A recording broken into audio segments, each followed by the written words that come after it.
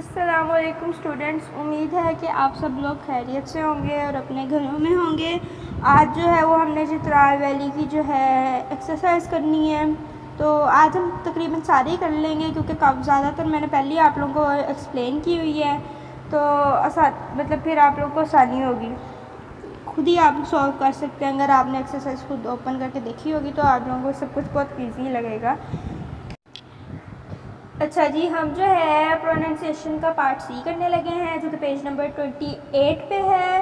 तो उसमें जो येलो कलर का बॉक्स है उसमें लिखा हुआ है the following noun start with the spoken consonant. अच्छा, इसमें ना हम लोग को इसमें बेसिकली बता रहे हैं कि दा और दी में क्या फ़र्क है। तो इसमें सिर्फ दो ही बातें आप लोगों ने याद रखनी है।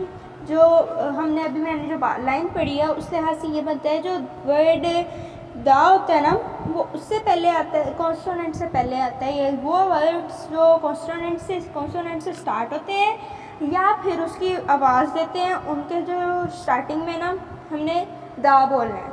फॉर एग्ज़ाम्पल यहाँ गिवन है the girl, the book, the school, the unit.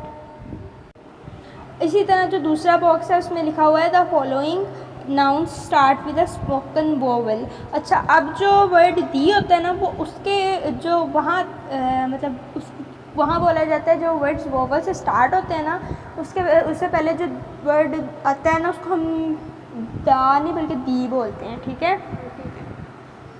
तो जैसे फॉर एग्ज़ाम्पल हमारे पास है the English book, the easy book, the old school और दी अंकल, ठीक है। मतलब ये सारे वोवल्स हैं, ए ई आई ओ यू।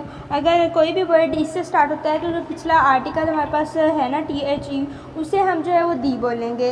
और अगर वो कॉन्सोनेंट से पहले आता है तो वो जो टी एच ई वाला आर्टिकल है हम उसे दा बोलेंगे। दा जो अब हमारा जो सेकंड पार्ट है पेज नंबर 28 पे, जो बी पार्ट है वो हम पढ़ेंगे पंचुएशन वाला। वो ये वैसे बहुत इजी है, अगर आप मेरी बातें गौर से सुनेंगे तो आप इजीली वो कर सकते हैं। तो वहाँ पहला पॉइंट जो है पिंक कलर में लिखा हुआ है all the words that are part of greetings are usually capitalized. वो वर्ड जो स्टार्टिंग में आते हों या फिर जो ग्रीटिंग के लिए इस्तेमाल किए जाएँ, जैसे अस्सलाम वालेकुम, हेलो, वो हमेशा हमेशा हमेशा या यूजुअली मतलब ज़्यादातर वो कैपिटल लेटर्स में ही लिखे जाते हैं। और remember to capitalize the first letter of the first word in the closing. ये बात थोड़ी समझने वाली है कि जब आपका एक सेंटेंस ख़त्म होता है उसके बाद आप फुल स्टॉप लगाते हो, जब आप नेक्स्ट लाइन शुरू करने लगें तो उसका जो फर्स्ट वर्ड है उसका जो पहला लेटर है वो हमेशा कैपिटल लिखना है आपने।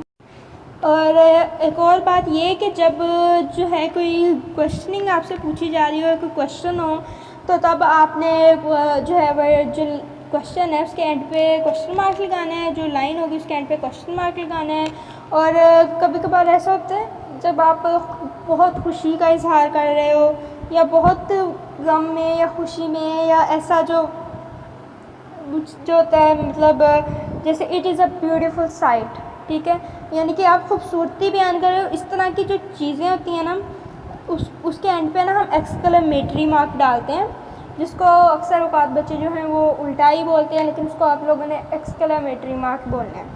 और जो है आप लोगों ने पहला वर्ड हमेशा कैपिटल लिखना होता है और फुल स्टॉप भी एंडिंग पे लगानी होती है। तो ये जो पार्ट बी है ना वो आप लोगों ने खुद करना है।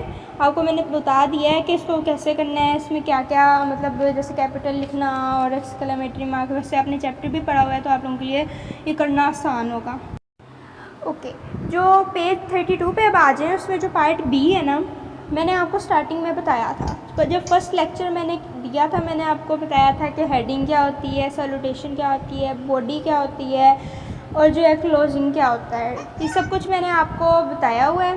तो आपने पार्ट सी में बस लेबल करना है और पार्ट बी में सिर्फ लेबल करना है, और पार्ट सी में उन्होंने आगे पीछे करके लेटर दिया हुआ है। आप लोग मतलब लाइक 3-2 से लिखते आ रहे हैं लेटर, आप लोगों को पता होगा कि लेटर किस तरह लिखा जाता है, उसको बस आपने सही रीअरेंज करना है, ठीक है। ये दोनों पार्ट बहुत आसान है और आप लोग कर सकते हैं, तो ये दोनों पार्ट आप लोगों ने खुद करने हैं।